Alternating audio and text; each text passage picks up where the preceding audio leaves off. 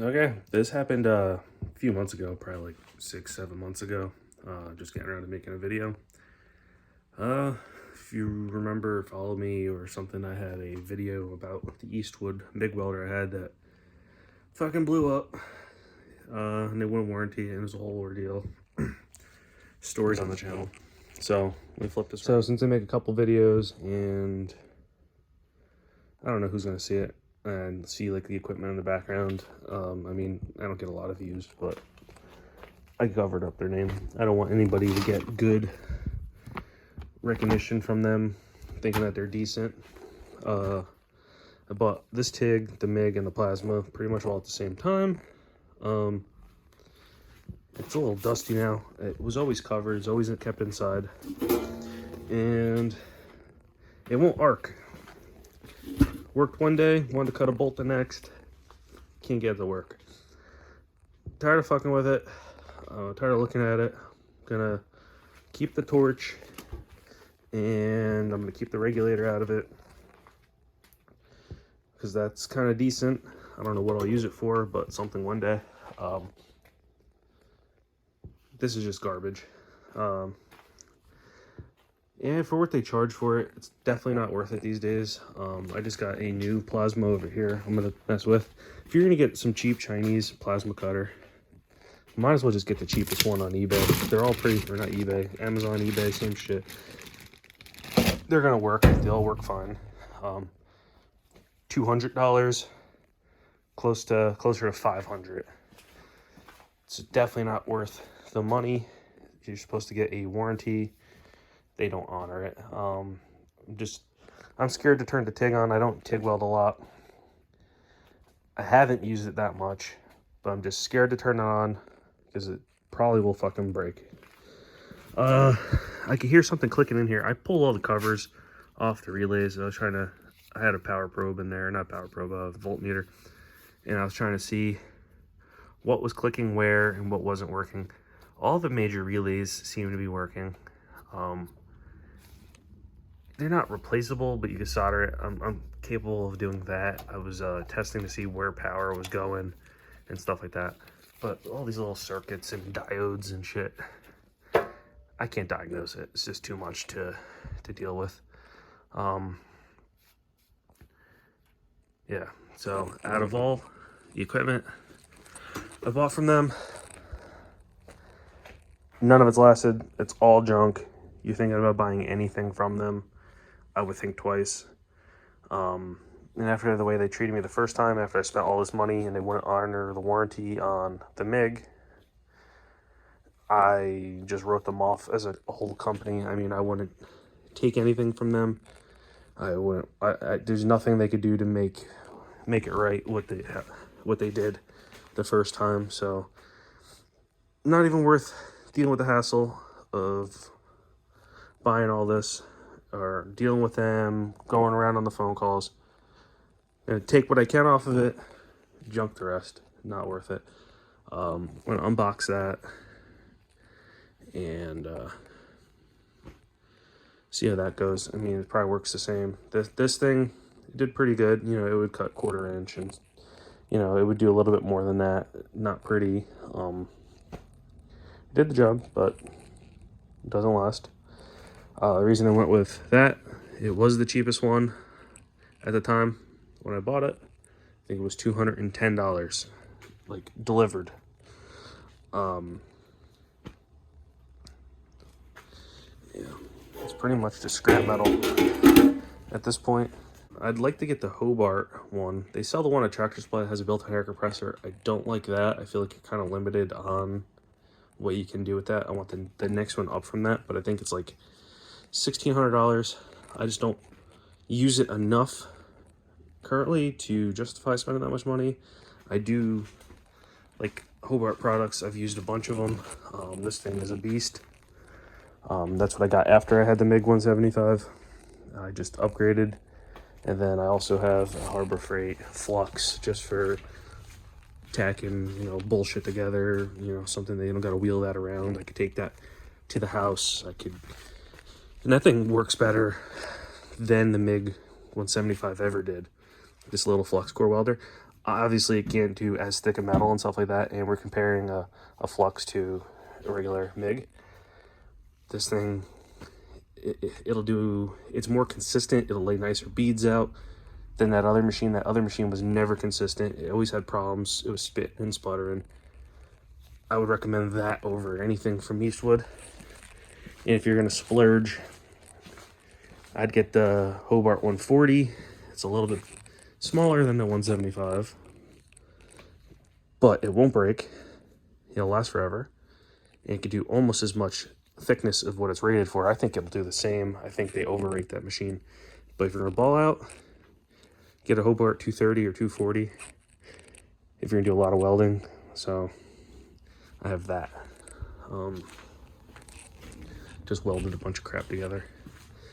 TIG, I don't do much of it. I'd like to sit down and do it. I did go to school, did like a couple like week course TIGging, but I still don't think that's the machine. I just thought it would be like a good starter machine, but I do have a spool gun, so if I do need to do aluminum, I would probably just grab the spool gun. I just like to, how I like to weld, I like to do quick and dirty and just get it done with, you know. Usually the things that break need to get welded and fixed immediately. Like something fell off the truck, the exhaust, it has to get, just, that's why I like MIG welding. And it's faster. Like if I sat down and was building something, I would like to TIG to make shit pretty, but usually I don't have time for that, and I'm just fixing what's already broken. So that's why I like the flux, and I do like just regular MIG over TIG welding. Having a plasma is just really nice. Like once you get used to having one and then it going down, I built this entire truck here without one, and just like torching brackets off the frame and stuff like that. I did it all with an angle grinder and a 110 welder. How I built that truck.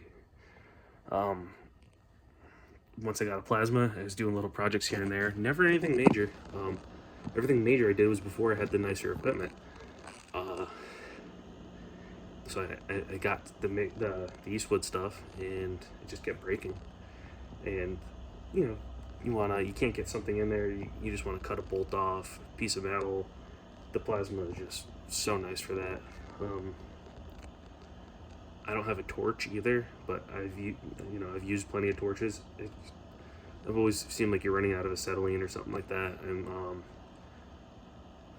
that's why I always prefer the plasma. So I just haven't had one in a couple months, and it's been really bothering me. It's been on the list. I wanted to get a nice one. I'm just gonna get another cheap China one, and that's what I did. And we'll see how it works out. If it lasts as long as this Eastwood, it'll probably be fine. If I get 2 years out of it, and then maybe then I'll upgrade to a better one. But I just don't think the price point on this machine is worth it. I would recommend if it came in at the same price that anything from Amazon did. I don't think they can compete with that, but if it was a $200, $250 machines, I'd say go for it. But yep, we're gonna pull it apart, throw it the fuck out, and I'm not gonna buy anything from them Eastwood ever again. So rant over. The last video on the MIG was a little bit better, but I just wanted to make like an update on the garbage that I acquired. So there you go. Eastwood in the first place they're a Pennsylvania company. They're about an hour and a half south of me. I thought, give it a try. I heard decent things, but since I've made the videos and stuff I had, a lot of people had negative experiences too with them. A couple people still say like, oh, they have decent stuff. I guess it's hit or miss. At the end of the day, they're a company that's a Chinese importer, Chinese, Taiwanese, so lesser quality stuff. That's what they do. They import it and they put a price tag on it and market it as better than it really is, in my opinion. I just document it. Give it a try if you want, but I haven't had good experience with a single thing that I have from them. So Sorry, never buy nothing from them again. Wrote them off a long time ago. I keep going with that. And I'm just gonna end it here, and hopefully the TIG works. And I've got to make a video on that, saying that it shit the bed doing the job it was supposed to do, you know, and it didn't. So we'll see. Maybe that video will come in the future. Who knows? Solution to the cheap Chinese junk called Eastwood. Buy an even cheaper one. If you're getting ready, you know, buy something that's less quality, might as well just get the cheapest option. So we're gonna see how this works. See what it can do. It's in KPA, or no, it's not even KPA. It's KGF. KGF is what the PSI is. So 2 of KGF, whatever that is, it's not even KPA. Is 2 of them is 28 PSI. Just did a conversion online. So I put the 3. I should put it at 40 PSI of air pressure. It should be pilot arc, so it should just go.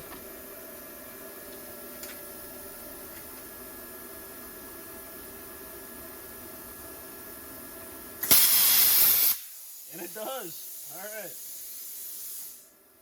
Let me grab gloves. It seems like a glove kind of job. It only seemed like a task for gloves. I don't have it turned up very high either. And it's on 110.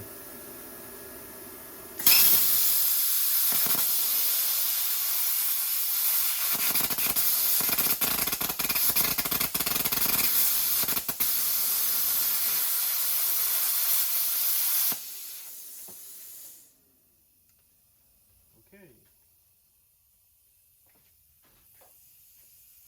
Shift the breaker. Must reset welder for 2 minutes from switching from 120 or 110 to 220. So that's what I just did. I went to the end and it started sputtering because there was nothing there. I was just trying to lop the corner off, but then it tripped.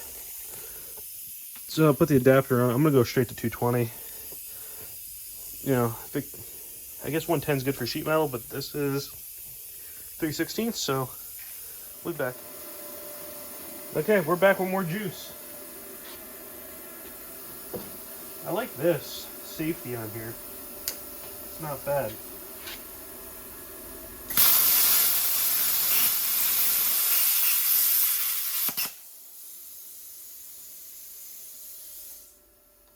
That's not bad. I made fast work of it. Where are we at? Right there. Kind of clean. That was literally the first time ever doing it with this thing, so.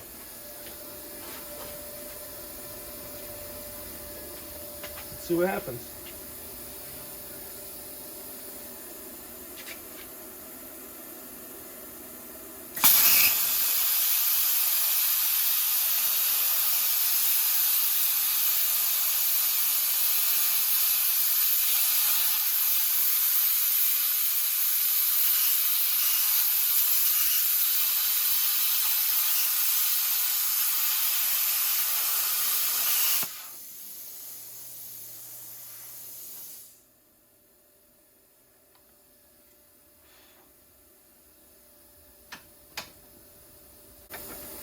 Try cutting that. It's got a bolt welded to it.